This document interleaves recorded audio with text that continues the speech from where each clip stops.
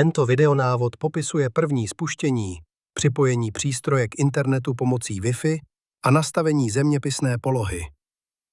Krok 1. Spuštění meteostanice.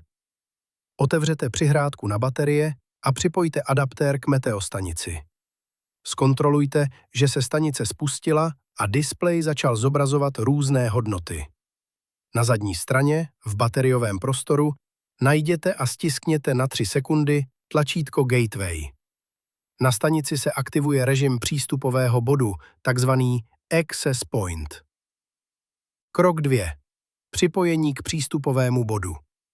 Na mobilním zařízení doporučujeme vypnout mobilní data.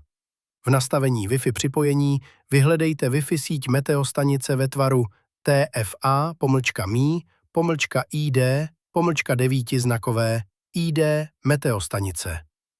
Připojte se k této Wi-Fi síti. Může se vám objevit hláška, že nejste připojení k internetu, ale toto upozornění můžete ignorovat.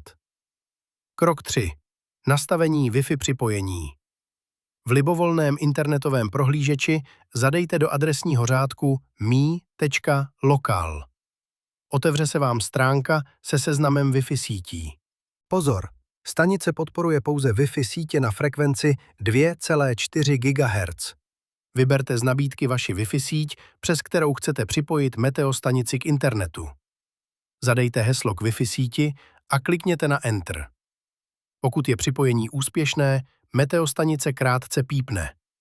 Wi-Fi symbol na displeji stanice bude v rámečku a za chvíli přestane blikat. Krok 4. Nastavení polohy.